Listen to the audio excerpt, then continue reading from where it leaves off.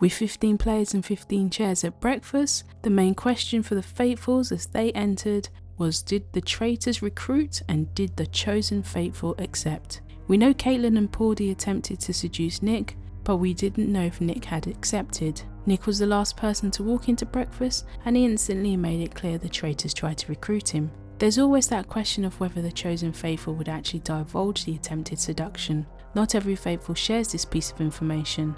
Even with the truth, in some instances, the faithful haven't believed the chosen one. For all they know, Nick could have gone down the route of saying it happened, but was really misdirecting them to appear truthful. Surprisingly, Nick did actually tell the truth and he rejected the offer. Most of the faithfuls instantly believed him, but Faye and Mark in their commentary didn't exactly sound convinced. This was the exact reason why I wouldn't try to recruit on the same night a fellow traitors banished. They needed to knock the faithfuls off their high of finally getting it right, and the numbers needed to be dwindled. Nick's rejection would make him more of a target for the traitors. He was already a dangerous player. If the faithfuls believed him, then he goes in the most likely to win pile, as they won't end up banishing him later on. Because I've been able to weed out traitors quickly.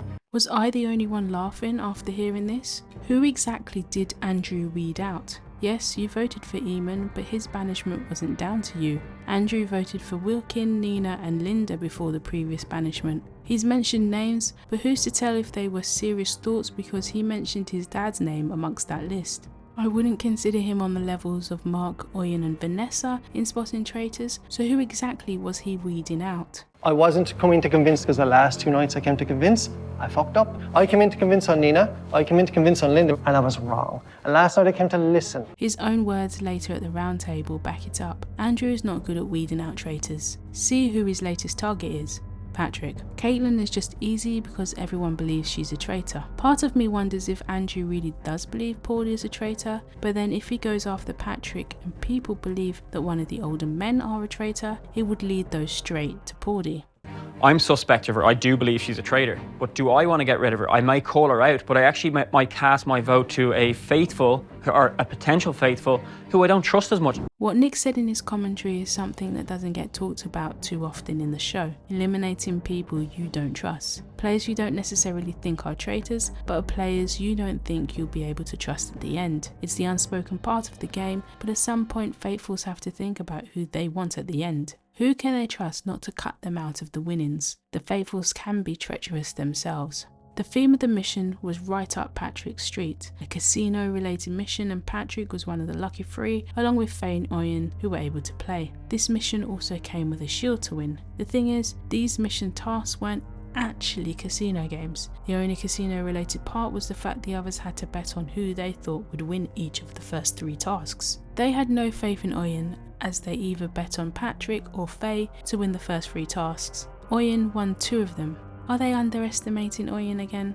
With Oyen also guessing the most correct from the questions, Oyen's combination of points meant she won the shield. This comes at a great time for Oyen as she had called out all of the traitors at the previous roundtable. With what had previously happened, I thought Caitlin and Pordy would be the main names, but then Patrick's name was pushed on the way to the mission. On the way back, things changed and it was Andrew's name. I didn't know what way it was going to go before the roundtable started. Cases were brought against Andrew, Caitlin and Patrick. There were some good arguments that would have me questioning who it was or if the person trying to push for a certain someone was the actual one to go for. Nick brought an excellent point that Andrew didn't emphasise, like Nick in the previous banishment, about catching Eamon in a lie and question why. Andrew was passive in the previous roundtable. The scrutiny seemed to light a fire in him that he spoke about his theory on Patrick and Caitlin. When it came to the actual votes, I did a double take at Joanna's vote. The previous roundtable, she wrote Andrew's name down as a throwaway vote, but this time it looked like a serious one. They didn't show her reasoning.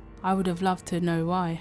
Well, my prediction about the traitors were incorrect. I thought Caitlin would last longer than Eamon and Pordy, but she was banished over Andrew. Can't believe Pordy outlasted the other 2. 2-0 to Pordy. Andrew can't claim he weeded Caitlin out because a lot of the women were already on Caitlin and had voted for her before. The reactions after Caitlin's reveal were a mixed bag. Those that were happy they caught a traitor, and those that were certain Caitlin was a traitor, but they were trying to catch Caitlin's accomplice. Ben and Nick were the party poopers, but I don't think their plan would have worked out very well. Nick talked about having trust with others, but him and Ben might have lost the trust of the other faithful. Ben and Nick will have a target on their back for many reasons, being seen as leaders and seeing themselves as leaders. They can have an influence on others, but maybe that might be seen as a bad thing if they try too hard to sway people to vote their way. I don't think it dawned on some of those that if there's now one traitor left, someone is getting blackmailed. Pordy's move to blackmail Andrew was a silly move. I thought he wanted to keep Andrew in the game.